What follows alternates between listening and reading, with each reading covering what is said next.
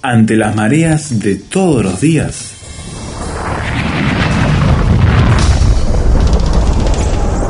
llegamos a tierra firme.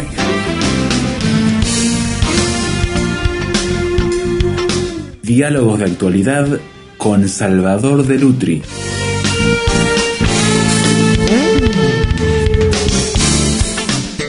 Nos acercamos a Semana Santa y hay varias tradiciones que se van dando lugar. ¿Por qué las celebramos? Por ejemplo, el Domingo de Ramos, Salvador, uno va por la ciudad y encuentra que en las esquinas de las iglesias hay puestitos de personas con muchísimas ramas allí expuestas para que la gente adquiera para ingresar a los servicios. O gente que más precavida ya va con su ramito o saliendo del servicio y va caminando con su ramito, cosa particular que se da bien solamente en esta época del año en nuestra Latinoamérica. Y eso cambia la fisonomía de estos días y obviamente el contenido que le estamos dando. ¿Por qué aparecen estas cosas?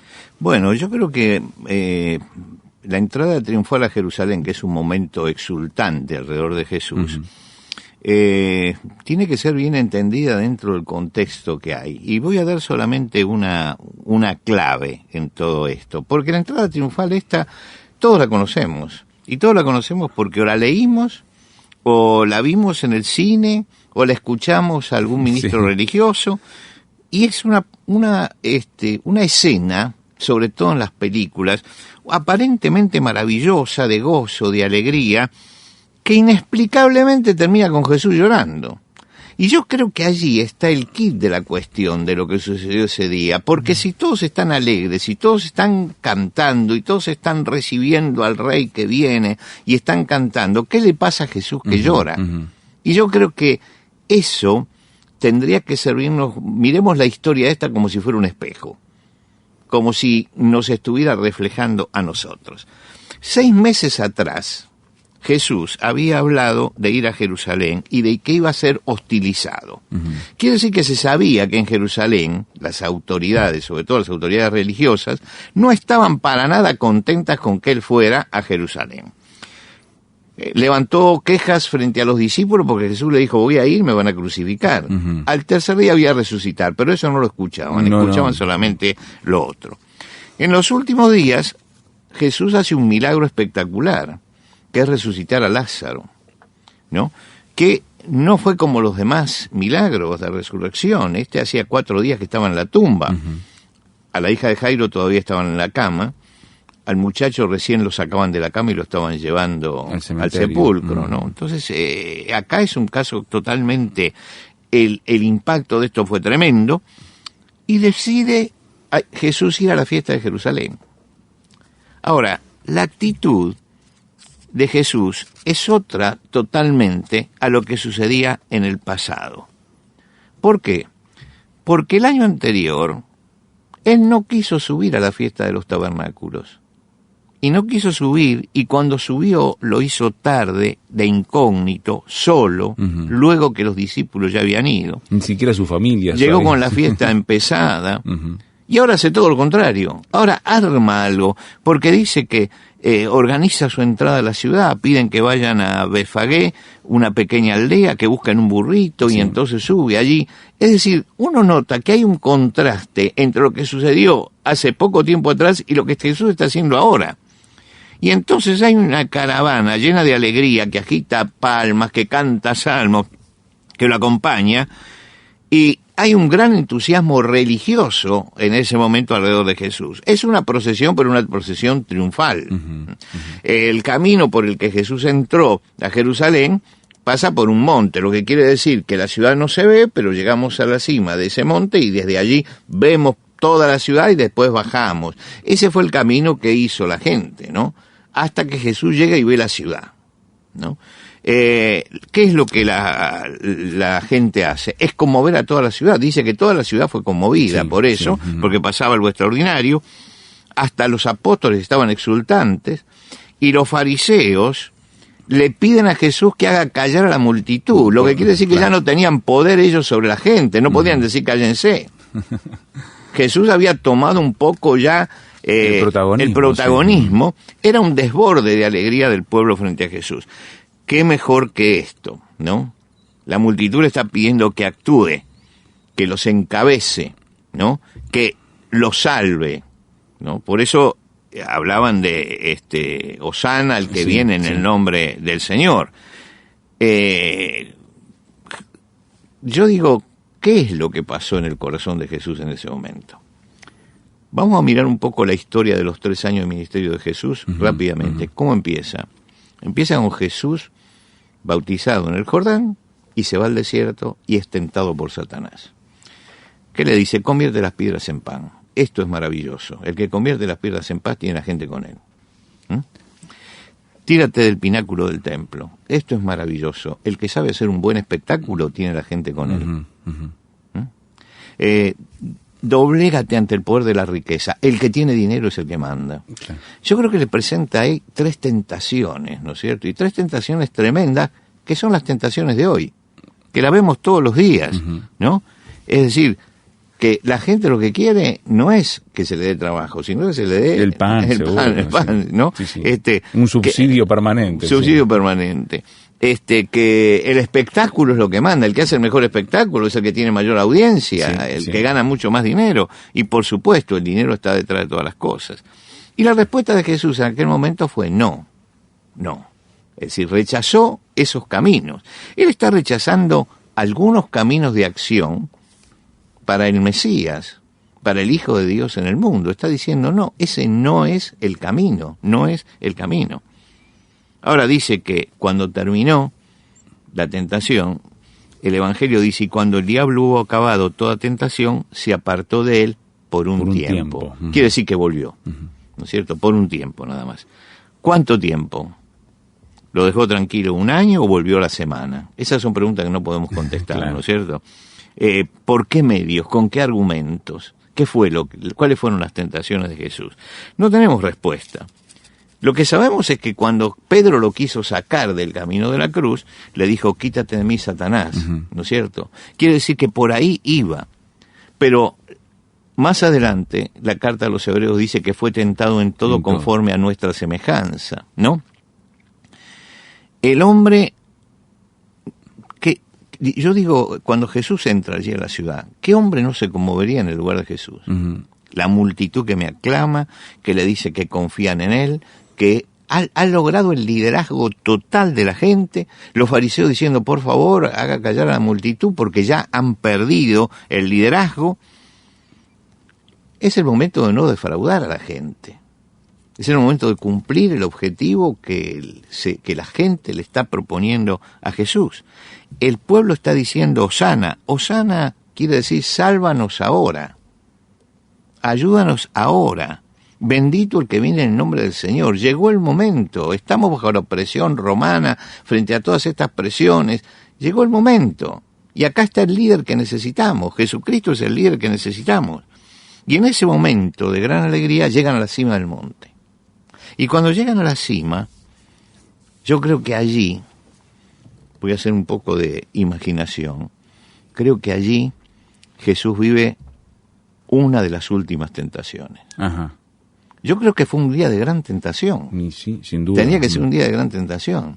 Y yo creo que, ¿en qué fue tentado? ¿Cuáles habrán sido las palabras que Satanás le dijo en ese momento? Porque sabemos la de la primera tentación.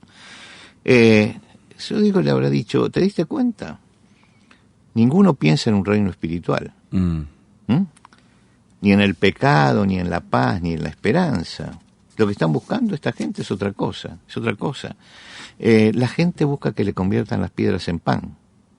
¿Cuándo tuviste éxito? Cuando le convertiste las piedras en pan. No le convirtió las piedras en pan, sino que le multiplicó los panes y los peces. Es decir, les dio de comer. Cuando le dio de comer. ¿Cuándo fracasaste? Cuando vinieron el otro día y no les diste el pan. Sí. Y entonces se fueron, ¿no es cierto? El secreto está allí. Y lo que te están pidiendo es eso, que vayas por el otro camino, no por este. La gente corre detrás del show. Si te hubieras tirado del pináculo del templo, tendrías entonces a todos todo el mundo detrás hablando tuyo. De eso, sí, más bien. El sermón del monte fue maravilloso, pero ¿a quién le gusta escuchar sermones? ¿No es cierto? La gente no le interesan los sermones. No le interesa escuchar la verdad, no le interesa que le hablen de la muerte, no le interesa que le hablen del pecado. Quieren pasar la vida de otra forma y quieren una fe sin exigencias, ¿no? Entonces, muchos milagros, la solución milagrosa. Mucho entretenimiento. Claro, y acá tenemos a alguien que hace milagros, y por lo tanto acá podemos tener el gran milagro de que se libere al pueblo con un líder totalmente diferente, y queremos una oración que sea el abracadabra. Y yo creo que esta es la gran tentación.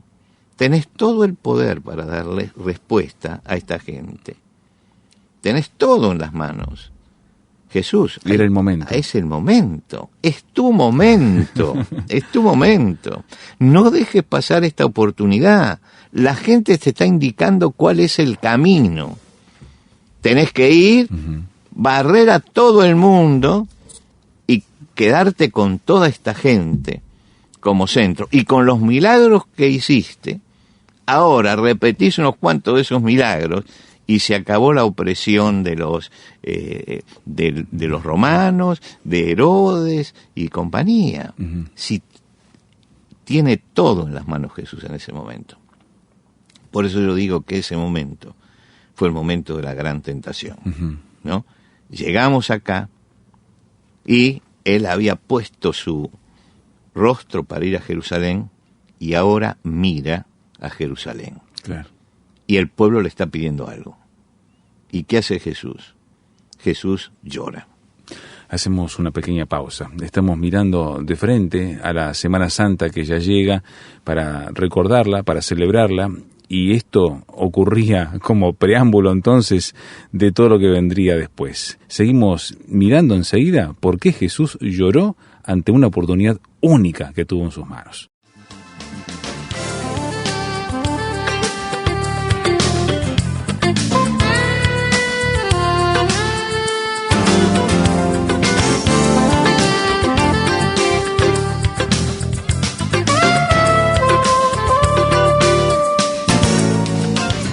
Tierra Firme en Internet. Descubra nuestro sitio materiales, datos, la transcripción de estos comentarios, frases sobre este tema que le ayudarán a desarrollar una posición con bases sólidas.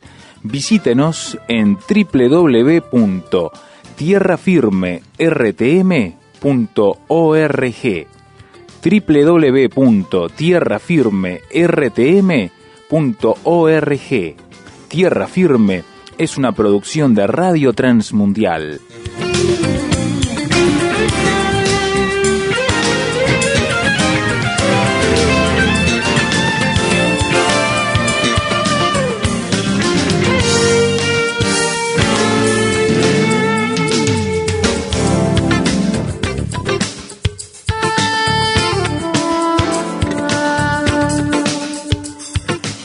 Estamos mirando a Jesús en su recorrido en esa semana crucial, la Semana Santa, como la llamamos en nuestra tradición religiosa, y cómo Jesús hizo esa entrada triunfal, gozosa, con todo el pueblo y la gente de su lado, a favor. El momento ideal para que cualquiera que quiera asumir un liderazgo allí, para poner a todo el mundo atrás sus pies, lo podría hacer. Y Jesús, nos decías, Salvador, lloró.